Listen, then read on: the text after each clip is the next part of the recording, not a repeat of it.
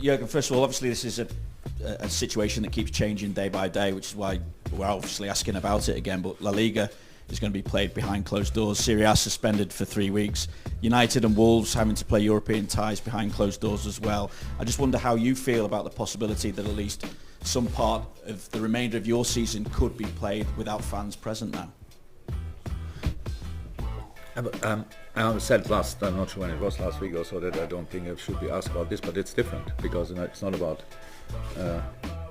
me as a manager, it's me as a human being. And I think if something shows out in a moment, and everybody who that there are some things are more important than football, then I think we realize that in this moment. So and all what we need is time to find a solution for that. How can we win that time?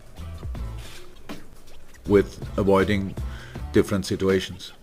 I don't know enough about how much it would help with the football games, I don't know. But the problem with football games is if you are not in the stadium, then you are in closed rooms and watch it there, maybe together. I'm not sure what is better in this case, to be honest.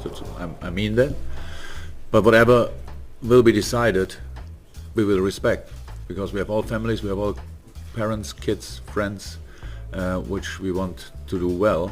And for that, it's clear that we will accept that, but I don't know how much sense it will make. But when I read it, as a normal person, I think okay. Some people think obviously it will help, and then they do it. That's how it is. How ready is Jordan Henderson to start tomorrow against Atletico Madrid? And also with regard to Alisson, any update as to whether he'll be available for the following Monday? Hendo is ready. What we do with that, I don't know, and maybe I know, but I don't say it. And Ali will not be ready, so there will be no, that's for sure too early. For Monday? Yeah. Okay, Simon. No shots on target, as you know, in the first leg for Liverpool. So what are you expecting from your team and the opposition this time around? More shots on target. Look, it's not no shots on target. Sounds like we had no chances. That's not the fact. We had situations. We had good situations, but we played against a team who is probably one of the world's best in deep defending. They scored a goal where they were slightly lucky. We were unlucky. It's not a routine, a set piece routine or whatever. We were not aware of stuff like this, so it hit a player from us and rolled in front of their feet. So that's how football is sometimes. Getting there a 0-0 would have been a brilliant result, wouldn't have made this game easier because we still have to score. So the challenge against Atletico was always clear from the first moment that it was one of the biggest in football. They go not out with the white flag. They fight until the end, and that's what we do. That's why it's so interesting. So if it's half time, it's the best news. It's half time. We for us, half-time in a normal game, so the real half-time, we use for us traditionally in a pretty good way. So we like that. We learn from the first half, we show the boys a few situations, and second half, very often, we improve. So this time, we had not 30 minutes, we had 3 weeks. So as half-time, and we did not prepare the whole time the game, but now since a couple of days, and that's what we want to use as well. So I think a lot of things are now much clearer than they were before. If you know it, it's one. If you feel it, it's completely different. And so a couple of advantages which we didn't have there are now on our side. They are not the only things that are decisive in this game, because but the atmosphere will be a point, 100%. That we have our crowd will be an advantage. That they don't have their crowd will be another advantage. So that's just how it is, and we have to use that, and we have to produce a performance on a pitch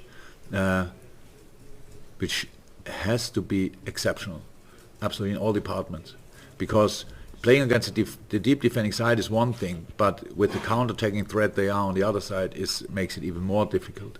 So each player, offensive player, can be really dangerous in these moments, and it's not only them, it's set pieces, stuff like this. Very experienced team, played in these competitions for a really long time, and they know how to deal with different situations. That's all clear, but I don't think one of them maybe Diego Costa, but and Morata. Yeah, not a lot of them played before in a stadium like Anfield, in an atmosphere like we can create, and that's something what we want to use, and hopefully we can. Okay, we'll take the microphone. Just get everyone done on this side of the room in one go. I think. Sorry, gentleman at the back. Yeah, no, sorry, gentleman at the back there, and then we'll go over to this side of the room. Thank you. Hi, Jurgen, 11 Sports Portugal. João Felix did not play in the first match. Do you expect something different from Atletico with João? And what do you think about this player? Something different, yes. I'm not sure. Defending-wise, it will be probably the same, but offensively, yeah, João is a super player. Wow, young and so skilled is a really nice combination. Yeah, of course. Whatever, I don't know. I heard Morata is a slight doubt, but João Felix is now in. We saw the last game looked like it was really intense for him after a long break. The game tomorrow night will be intense for him as well. So we have to keep them busy in areas where they don't want to be busy. That's how it is, especially for the offensive players. But I know the speed he has, the creativity he has, the football brain he has can cause us problems if we are not aware of these things. But we are. So the boys will be prepared for this, but it doesn't mean there's no chance for them. No. Different. Will be different, but they did well with the lineup we faced there. So maybe Diego thinks let's play the same team again, and that worked very well, and we will see. We don't know exactly. Yeah. Okay, fantastic. We'll bring the microphone across. We'll go to Paul, and then we'll take a few more questions. I think gentleman in the front row as usual. There we go.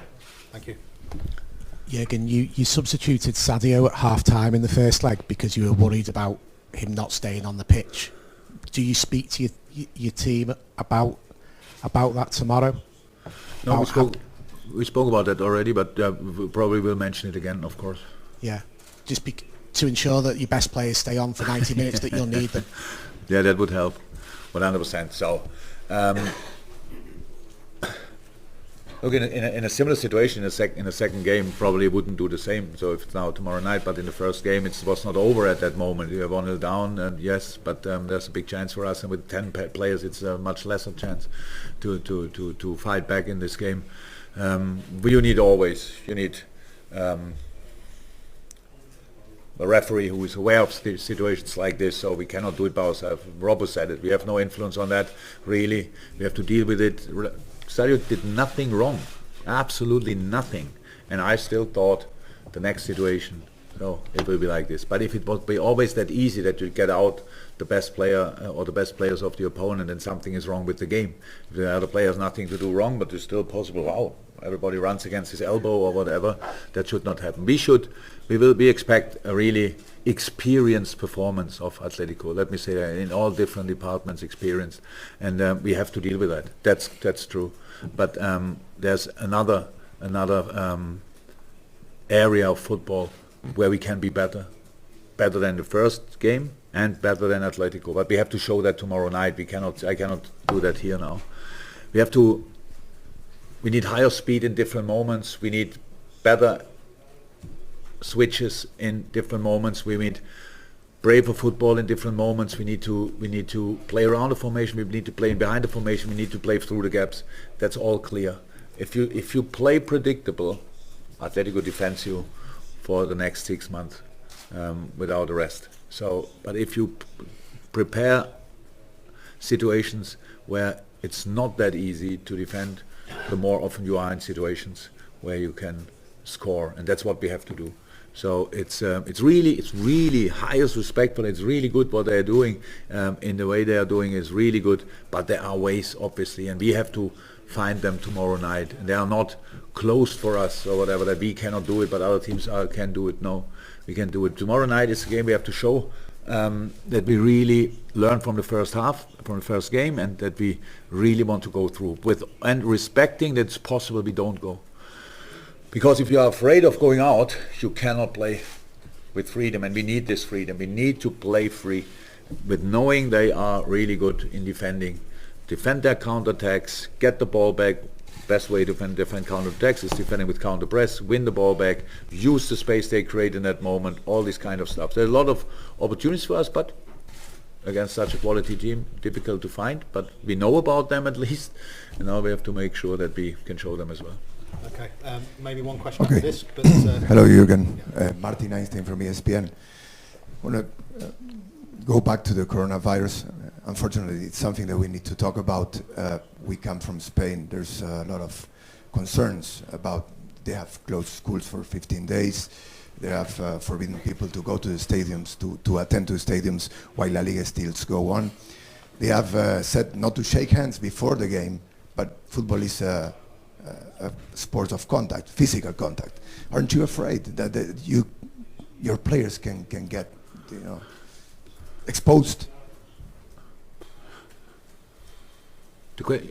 Are you from Madrid? Are you from Madrid? I'm from Argentina. I live in Madrid. You live in Madrid. Okay, and are you concerned in your city they close? I'm not playing football tomorrow. Oh, but that's not that special. So playing football is just a game. We are not the society. We are part of the society, and we should all be worried in the same time. And that's exactly the thing I don't like. That you sit here and ask me this question, but fly from Madrid to here. So stay there. They close schools and universities, but why don't? And you are obviously concerned.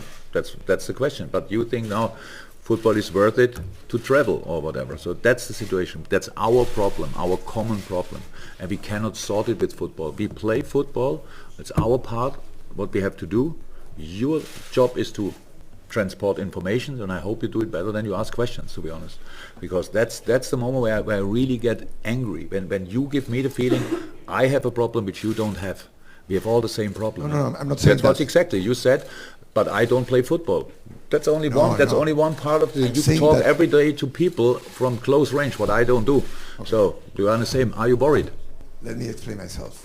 What I said is that there's physical contact in the sports. Yeah. Where I'm But not- the players in the moment, they are all healthy. Why we should worry? What we do with not shaking the hands is setting a sign. It's good for you. It's good for you. It's good for me not to shake hands. It's not important that 22 completely healthy players not shaking hands. It's a sign for society, for everybody out there. In the moment you set signs as well, then we are on the same boat. So that's why we do it. we are in the same boat. I am not sure, but it's not so important.